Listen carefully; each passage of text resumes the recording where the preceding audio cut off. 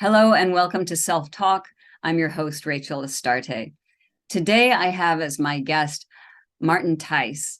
He's a spiritual coach and teacher who focuses on mental and emotional well-being through the art of shamanic journeys.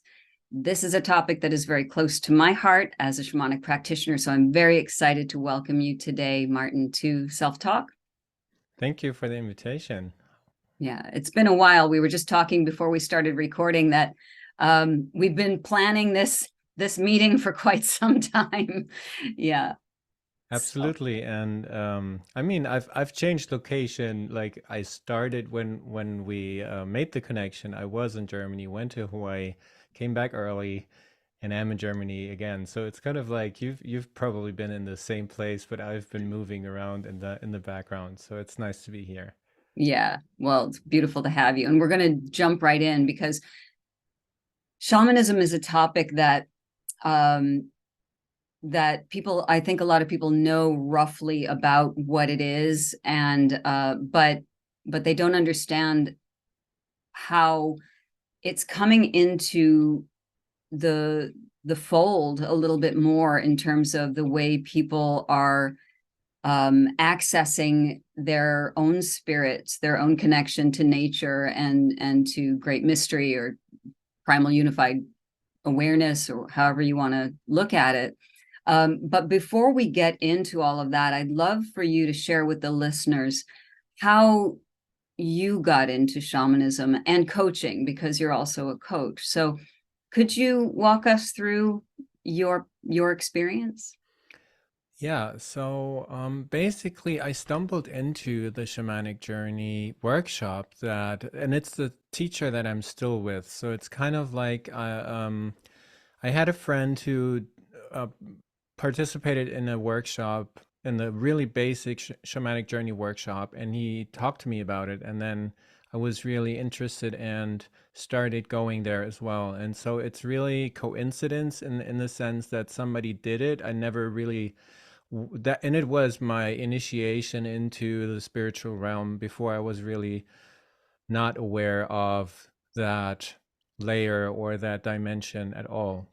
So it was for me like the first door I stepped through, and after that all of these other doors are opening, but it's still my roots in a sense. And I really love that through the work of the shamanic journeys or the natural kind of building that connection with nature, that we can see the divine, the great mystery, as you said, in everything. And to me it was just that eye opener to that all of the religions, everything, all the great mystics and teachers tell us is just, I think Pema Chodron uses the analogy of going up a mountain, and it's just different faces of the mountain that people Mm-hmm. choose, but it still leads us to the top, right? And I started my coaching practice 6 years ago, and started out with a general life coaching, and it didn't really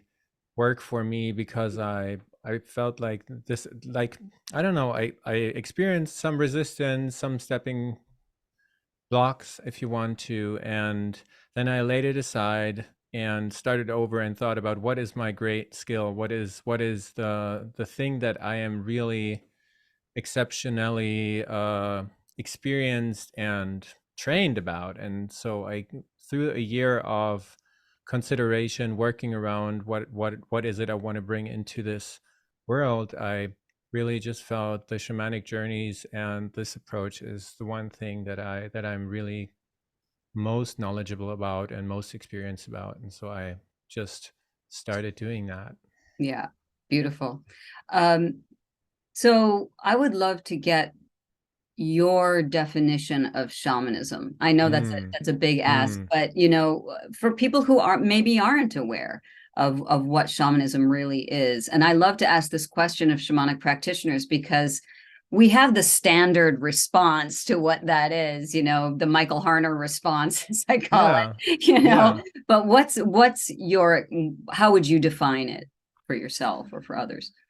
I would say that And Michael Harner is an interesting person that you mentioned, because the core shamanism that he really established in the West is something that I really find is resonating with me very strongly. And the shamanic journeys I learned and I practice and teach are non-medicine based shamanic journeys. So it is the path of that, what Michael Harner talked about, the drumming, the rattling, whatever you want to use. And so my definition of shamanism, or that branch of spirituality, is the wandering of the worlds. And I mean, this applies to many different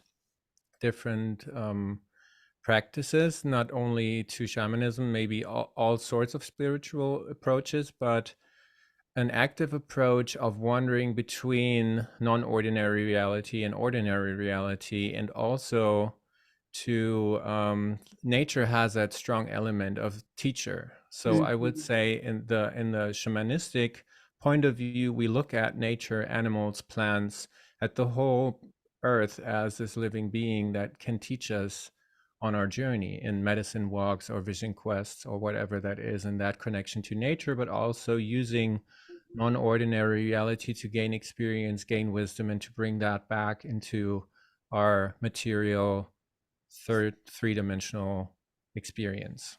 Yeah, beautifully said. And again, just for people who might not know, when we talk about ordinary reality and non-ordinary reality, ordinary reality is something that we all commonly seem to understand, the material world, the thing that you and I are talking in right now.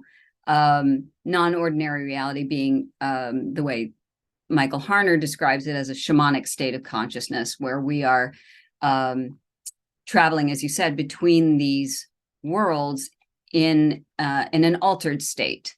However that might be. For some people, it's psychedelics work, but we, at least in core shamanism, we use sonic driving, which is the sound of the drum or rattle, to allow us to hit that trance-like shamanic state of consciousness. So I'm just clearing that up for people Yeah, listening.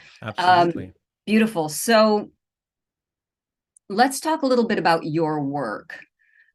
You talk about personal power. So I Hmm. wonder if you could talk a little bit about that. I want to just read a little something from your website for the listeners.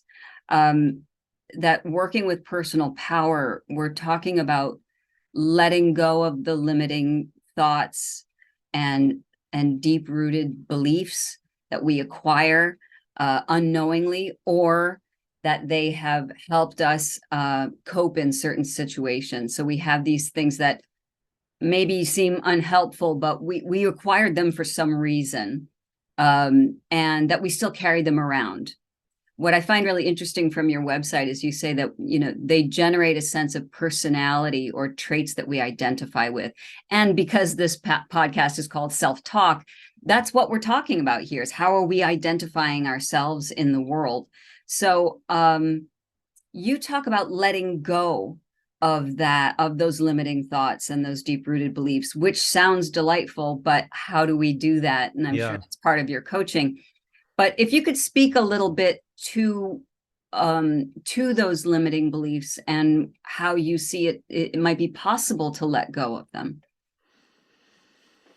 Yeah, I mean, that's an easy question to begin with, I would say.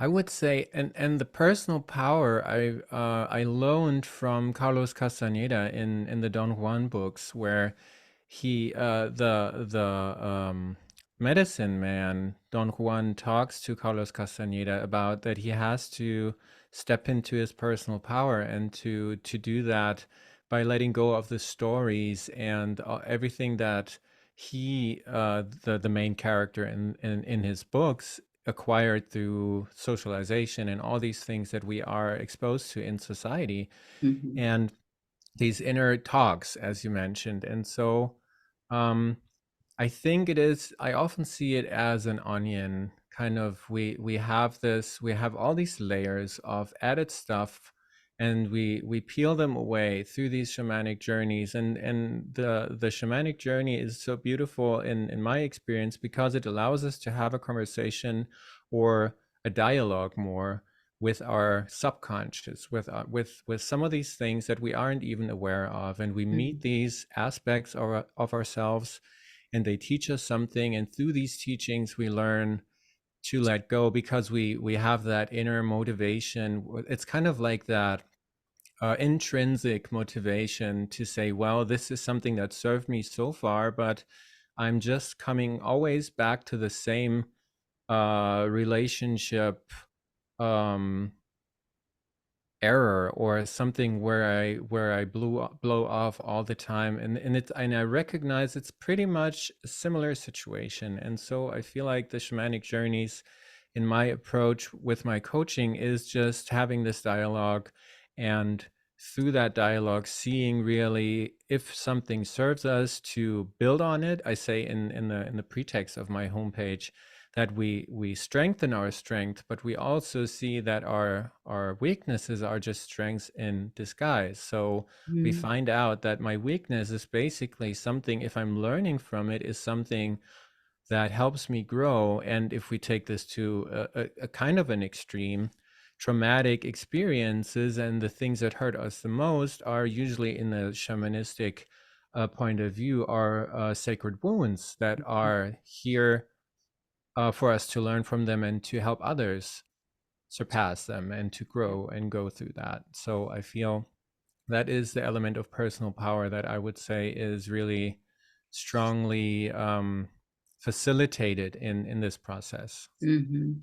Yeah, that's that's you touched on a really important point, which I would love to step back into for a second. This idea that our spiritual wound, our spirit woundings, the problems that we have, the weaknesses or issues that we grapple with, are actually helpers and blessings that we can.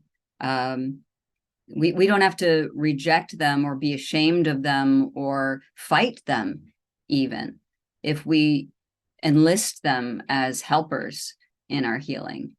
Yeah. Am I understanding how what you meant?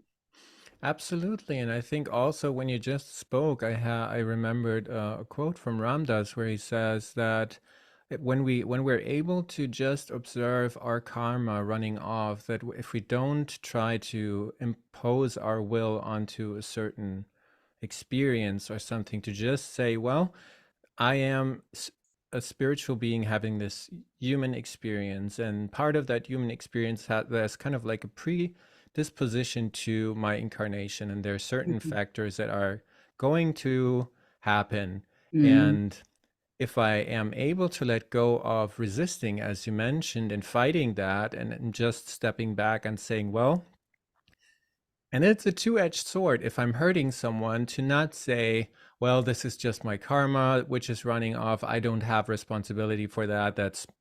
So it is a really thin, it's the middle way. It's that thin Mhm. line between taking responsibilities for our actions, but also not fighting ourselves, because I really think that we are our biggest enemy on this journey, oftentimes, with how we struggle and fight our these tendencies when I'm down, to really even make myself smaller, or to have limiting beliefs that I just amplify through that Mhm. self-talk. And Yeah. so I really do think that these wounds, if we are able to at least stop these judgments, we don't have to really say, well, this is awesome. I'm experiencing this really shitty situation. That's what a blessing. That's Yay! probably that hasn't happened to me yet, but Yeah. at least letting go of that constant um self-talk in really harsh ways. Yeah. Why do we do that? I'm not sure you have the answer, but I'm just putting that out there. Like, what are your thoughts? What is it about the human mind and that makes us just shit on ourselves like that? Hmm. I I I don't have the answer. I just have an idea that it is probably that ego condition, right? It is that small self versus the self with a capital S, that Mm. where the ego thrives on resistance, on negativity, on emotional turmoil and separation. Mm. And the higher self, or the self with a capital S, is that one that which is thriving in love and compassion. And so I think it's probably somewhere defined in the roots of the ego, that experience that we all share to a minor or major extent. Yeah. And I'm glad you brought up the ego because the ego gets a bad rap. It has a purpose. We talk about the underdeveloped ego and the developed ego in my practice. So Mm-hmm. so when we have an underdeveloped ego, it's what you're talking about. It wants to run the show. It wants to say, I'm really important. And so it thrives on your weaknesses because those are the things that say, hey, you need me. You need me to tell you what to do. The developed ego actually works in conjunction with spirit, in fact, it is as Carol Pearson talks about in her book about archetypes. She says she refers to the developed ego as a container for the spirit that stops it from becoming too flighty, too woo-woo, to me, that's like it stops it from spiritual bypass, which we hear about a lot, where it's like, I'm okay, I just chant, everything's fine. You know what I mean? Yeah. Instead of doing the deep work necessary to really sit in the dark parts of our being. And I think shamanism is such a beautiful tool for that as well, because when you're in a shamanic state or when you're in one of the three worlds doing work in those worlds, you're there for healing, right? So part of my definition of shamanism is it's in place for the healing of the self, of others, of animals, plants, and planets, that it's there to allow us to get back into alignment, you know. Yeah. Yeah. Does that Absolutely. ring true for you? Absolutely. I mean, that's why I feel if somebody asks me for a definition of shamanism, I often come with a disclaimer that I am not in any way uh, a person who can do that, because I feel it's so multifaceted, Yeah. and because my perception is so limited, my way of using words. But I think what you say is definitely true, that healing of that is probably what also attracts me so much, that I saw the power and the potential in this work, and that I feel that if we reach that critical mass of people who at least gain understanding of how they can heal themselves, that our planet will be in a much better shape than it is right now. Yeah. So yeah. Yeah. Or humanity will be. I think the Yeah. planet will be fine. Yeah. Yes, absolutely. It's been around Absolutely. a lot. It'll just Yeah. shake us off. But if we Yeah. want humanity to really thrive, I agree completely. Um, so tell us also a little bit more, getting back to your work, you have something called the Life system or Yeah. L.I.F.E system. Could you talk about that a little bit? Yeah, absolutely. And it is based on the medicine wheel. So the four directions, for those who know, it's the medicine wheel is pretty much can be seen as a compass with different directions in it. And it's like multi-layered. There's all so it's like the simplest tool, but the most complex tool I've ever Yeah. heard about so far, because I studied it for, or am studying it for such a long time. And what it means is that we in my system, we learn, we integrate, we fuel, and we evolve. And because it is a circle, it's not, we don't stop when we evolve, but we go back to learning and integrating, Mm-hmm. fueling, evolving. So it is that circular movement, similar to the medicine wheel I was taught, which is based on the teachings from the Lakota Sioux, Mm-hmm. which where we start in the east, Yes. where where we start there, and this is why the L of the system is just found in that easterly direction where Mhm. spirit is, and then we go to integrate where emotion is, and then we Mhm. fuel where the physical body or the physical experience is, and then we evolve in the ethereal or in that airy realm, you know, where the ancient wisdom, the sharing of yeah, sharing of knowledge in that is, and then we start over again. Yeah, beautiful. And you get deeper. It's almost like Yeah, it's a spiral, yeah, really. So yeah, it's you start, but every time you make the cycle, you're farther along, as it were. Is yeah, that and yeah. Mhm. absolutely. And I mean, it took me some years, but I thought sometimes when I was in a similar place, for me, it was often connected with depression or with a depressive state. And I was just like, why am I here again? I thought I worked through Yes. this, you Yeah. know? And then to Yeah. realize this is a spiral, we might be in the same coordinate, kind of like in the same direction or in the same Hmm. coordinates, but we have moved higher, lower, however you want to call it. Yeah. And so I think it's a really beautiful way of seeing that we'll come there again in the Hmm. in I think in the Indian like Indian India, in the Hmm. Indian Hindu tradition, the wheel of the Naraka world is what Ellen Watts calls the realm of the demons and the kind Yeah. of like that lower realm, right? Right. So, and he talks about that wheel of samsara where we just continuously go up and down and up and down. So I think Right. I Damn love it. yeah. Hmm. Yeah. Um, yeah, I'm stuck on the Alan Watts because yeah, I love Alan Watts and he and his humor too. So Yeah, anybody who hasn't read or listened to even some on YouTube, you can find some beautiful lectures of his on YouTube. Highly recommended. So thank you for bringing him into this conversation. Um, and I love that idea too. It's true. And I think that also takes some of the pressure off when people are thinking, yeah, like you and I've been through depression as well, low grade depression through my 20s and not sure what was going on. And then as we do this work, we're like, well, yeah, I thought I was over this. I thought I learned this lesson already. And what I'm hearing from you is yes, you have, but there's like as you said, layers of the onion. We just keep peeling it and we learn more and we get deeper and deeper. And I don't know if this is true for you. I'm going to guess it is, but even when we get back to those coordinates where it seems like we're in a low point, it doesn't hurt as much. We have a little more love and compassion for those coordinates for ourselves so that we're not so um I was going to say self-destructive, but I guess that's a fine enough word to use. We don't beat ourselves up so much because we say, "Ah, I'm here again," you know, and I'm human.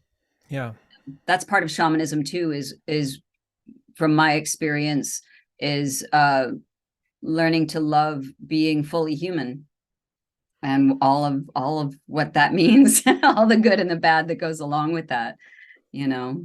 yeah, yeah. And it's really a tough pill to swallow sometimes. Like I feel like I almost almost cannot take people seriously who say they don't experience that ever again. Like they're Yeah. I'm above and cured. beyond, you know. Yes, Yeah, yeah, yeah. I'm enlightened, you know. I've been Oh there. God. I've been there like really early, and this is what the friend that I talked about often makes fun of. We both make fun of me when I came from the first or second seminar, and I just said I'm done with it all. I'm done.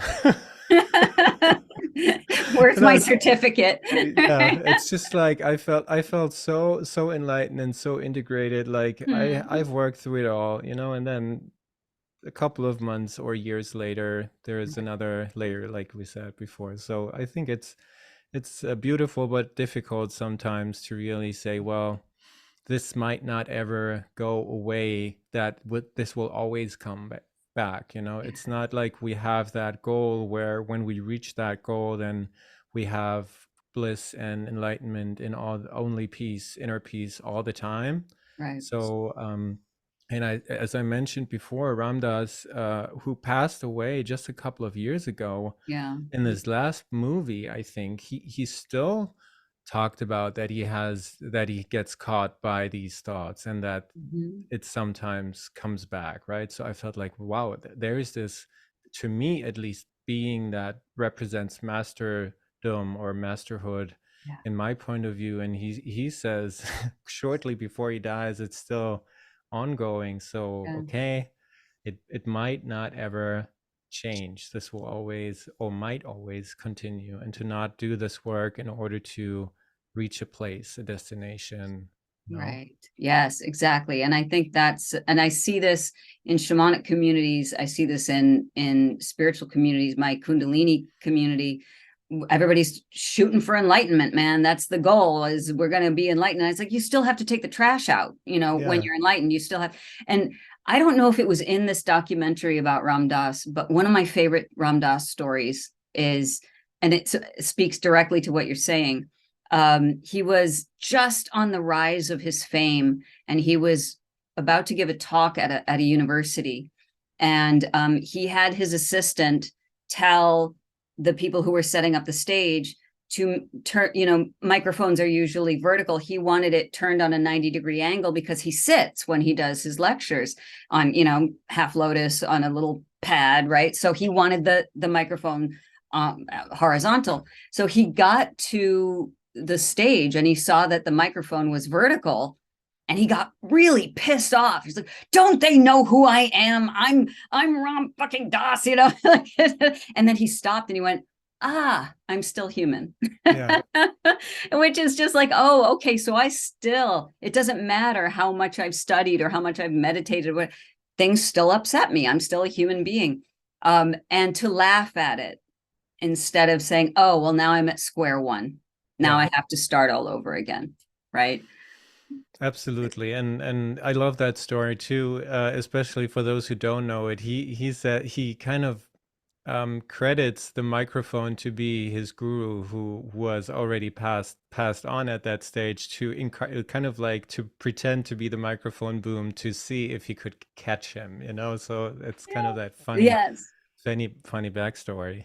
Yeah. And I love that too, because that little addition to the story really shows you that almost anything can be your teacher. Yeah, It doesn't have to be a sentient being. And one of the things I love about shamanism also is, there is spirit in everything, because everything is vibrating energy and everything is part of our family. So we're all really siblings. So for a microphone to be a teacher makes perfect sense, or anything. Yeah. yeah. The internet or whatever that goes down when you need it. Um, Beautiful.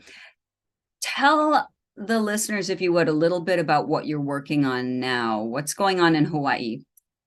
So this is kind of like my really long term vision, and it's the backstory is I did a shamanic journey in 2014 at a seminar where my teacher asked us to write down short term, middle term, long term goals, and goals that we thought were impossible to Mm. implement in this lifetime. And so within this workshop, there came this image of this place in where people would come and heal, and it was really like a really rough sketch, and that is the best thing I can, kind of like a feeling, but also with some imagery. And through the years it grew and grew, and it is starting a sanctuary in Hawaii where people can come and kind of learn the same life system that we talked about, but basically on their own if they want to. So they just have that sanctuary place where they can go Mm. to,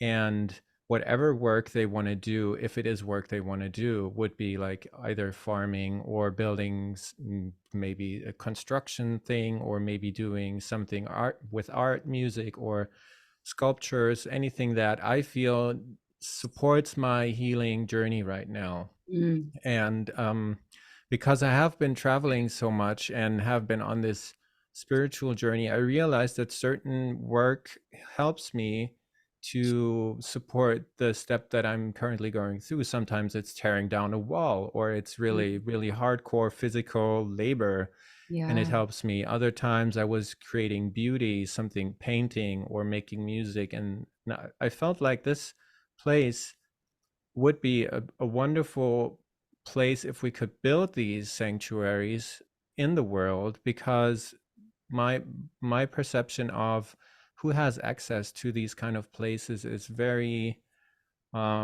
limited, because it's oftentimes very expensive. There's great places like great retreats and all these beautiful places, but it's only available for a handful of people who have the necessary money. So I've felt like, let's create an organization that shares the knowledge on, if somebody has, like me, has a destination where they would love to build something like that, then let's help these people, maybe Portugal, Spain, wherever it is, Indonesia, Hmm. I want to build a sanctuary. I need some support on how to do that, and to have a community that is um, just supporting to build these kind of refuges or sanctuaries in the world. And for me, it would be Hawaii, but for other people, their happy places is somewhere else, or their homes is Sure. somewhere else. Sure. Beautiful. What a great idea. And the accessibility, because this isn't an elite practice by any means. I mean, shamanism itself was practiced by everyone in villages. Obviously, the core shaman of the group, of the tribe, or um, the community had specific knowledge, more knowledge. But journeying is accessible to everyone and helpful for everyone. It really does help us to connect with spirit, which is what we're here to do anyway. We're not separate from it as it is, you know. Beautiful. Absolutely. And I think not everyone feels called to do this work. I see Mhm. this in my supervision group. We've been journeying together for almost 10 years now. And even though everyone brings this teaching into their lives on their own way, it's not all of the group who want to teach or work with other people on. They just Right. use it for themselves. And that is what you just mentioned. Mhm. In the tribe or in that village, there were people who were just using these I don't know, these, not using, maybe they were getting help from that wisdom keeper, and Mhm. they were doing their own thing that they did in the tribe. Maybe they, whatever it was, right? And Right. so I feel like it is, some people feel called to do that, and those go through the initiations and vision quests and all these things, that these rites of passage, in order to really become familiar with this reality that is really so hard to grasp, or Yeah. to, I feel it's so elusive that we need a Mhm. lot of practice to know our way around and lead other people in that realm and bring them safely back. Yeah, absolutely. 100%. So if you could leave one message with the listeners today, what would it be?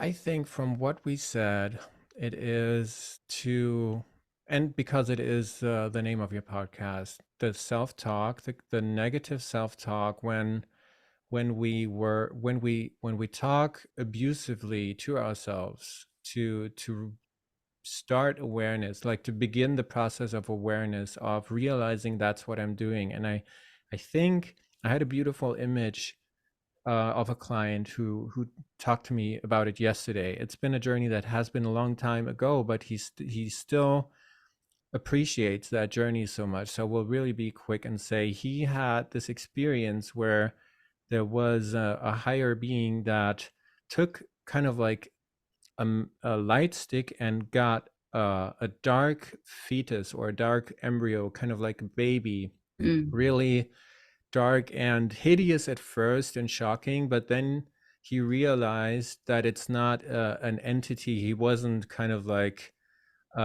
beset, is that right? Like there wasn't something external that was in him, but it was a part Mhm. of himself. Mhm. And Yes. what he realized was that this this part of himself was the way it was because he talked to himself so negatively. He said, Mm, I'm shit, and I'm like all this negative wording and all the energy, the anger. If we talk about depression, all the anger that I guide towards myself or put towards myself is what makes this being or this part of myself so small and kind of like debilitated, right? And so mm, if we start seeing that this negative talk and all these abusive ways we treat ourselves is just that we are harming ourselves, a very small part of us that needs love, right? And that right. would really benefit from recognizing this is, here I am again, I'm talking about myself in a negative way. And there is where we start with the compassion process, to not judge, oh shit, I did it again, but all right, I did it again. I will give myself love and treat myself well. And Mm, that is what I would give away, or not give away, but what I would subsume our conversation in. If we are able to recognize this negative self-talk, then we are so much better off. yeah. Yeah, that's a beautiful thing to share, that you know, we're not just harming ourselves, we're harming everything around us because everything is connected. So, think about it in terms of how are we contributing to collective consciousness with the Hmm. way that we even just talk to ourselves. Yeah, beautiful. Martin, how can people find you? Usually, lighttrails.co, light as in dark or light, and trails as the path.co is my website. And other than that, I'm doing my best to be on social media, Good but for you. Good it's luck. YouTube. I would say I'm in the process of building a little library. It's not big yet, but if you want to check out a guided meditation or something, that. And additionally, I'm doing in the month of April and May, I will be doing a webinar series of guided meditation once a week. So you can just join, and it's a short kind of webinar. It's not a salesy webinar. It's actually a learn and experiency webinar. So just Okay. tune in for that. Beautiful. Thank you so much. Martin, it was wonderful to have you Thank on you. Self Talk, and I appreciate your time. Thank you very much. Hi, this is Rachel, the host of Self Talk with Rachel Astarte, also known as the best podcast you've never heard. Well, let's see if we can change that. If you would take a moment, please, to hit the subscribe button and maybe even that little bell next to it that lets you know when we release a new episode, which is every other week. Thank you so much.